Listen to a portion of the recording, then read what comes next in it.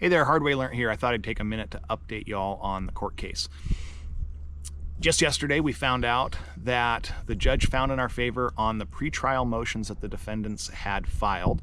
They had filed motions to dismiss based on statute of limitations, and I guess some other complicated way of saying, like, they wanted to say we filed the case on the wrong grounds, and so is like we said it's timber trespass and they said it was some other kind of trespass. I was like, this is dumb stuff. But unfortunately it took like 6 weeks. The judge was tied up with other cases, and so we had to wait for word back for like 6 weeks on which way that was going to go. If they dismissed, we'd have been kind of out of luck, but they did not. So we can go forward to trial. You know, the strategy of the defendant seems to be throw as much against the wall as they can and see if something can stick. I think they have no hope that any of this nonsense sticks, but the thought seems to be make us spend maximum amount to collect. And you know what? If it's like we break even, or even we don't even break even, we win, but it costs us a bunch of money to win. And even if we fight this all the way to a verdict and the judgment amount is less than we spend on legal fees, we'd much rather get justice in a way that actually makes us whole. At this point, I don't know if that's going to happen. If you saw the legal fee bills and what we're spending on doing this, you might wonder if we could ever actually be made whole in a judgment on this. Because of my personality, I just don't let stuff go. That's not me. So I'm gonna fight. We've been working on a bunch of projects. One of which is the L6060 tractor, getting the Ferry boom mower up and running, and it's actually been fairly difficult to source parts. I've been waiting for something like 45 days on a valve cover for one of the hydraulic pieces. It has to, I guess, come from Italy. It's a massive pain. But it's supposed to be here at the end of the week. I also have, I'm going to build a safety cage for a rock deflector safety cage for the cab. It's a required thing to run this type of boom mower that's off to the side of the tractor. And so I priced the commercially made safety cages that are like a tube frame with expanded metal on them.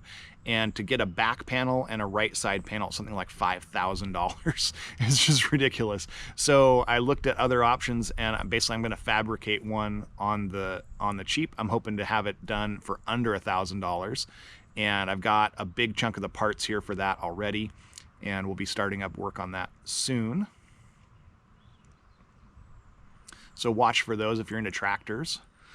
I've also got, you know, the whole point of having that boom mower, one is there's a little bit of work to do around this property with that, but most of that is to do the ditch and the bank work at the other property so we can have better access. Those roads on our other property serve as a fire break, and they're a major component of fire break to the adjoining state forest. And so I've had conversations with the Department of Natural Resources foresters and about the importance of those roads for fire prevention. We're getting into a season where we can't actually do that work now. It's taken so long to get this tractor up and running that it's going to be late fall before we actually get into that tractor work, because trying to run a flail mower in a rocky property, we're going to have sparks flying everywhere. And it's been, for the last week and a half, it's been over 80 degrees, no rain. The foreseeable forecast is there isn't a day with greater than about a 10% chance of rain in the next 2 weeks in the long-term forecast, and the temps only for a couple of days will be below 80 degrees. So it's going to be a hot, dry month of July here. So we'll be probably waiting till after hunting season to get that tractor work underway, but I'll still be working on the tractor in the meantime, getting that up and running for doing that work over there. You know, here, if we do some mowing work with that when we get it up and running to kind of give it the shakedown, that'll be okay. We've got you know, access to fire suppression, water, all that stuff here, and this isn't a rocky property, so the chance of like throwing a spark from a rock and causing a major problem is not the same as over there. Over there it's like everything's got rocks. Here it's like, yeah, there's rocks, but we can avoid them. So it'll be a different thing to kind of give it its shakedown here, and maybe I've got a couple areas here that I'd like to get the brush knocked down, and that'll be something we can we can do as a video. Started working out with my kids this morning, and got a little short video of that I'll be throwing up as well. I know there's crazy stuff going on in the country right now, and these videos might not seem like they are hitting the algorithm today. That's just fine. I'm not gonna try and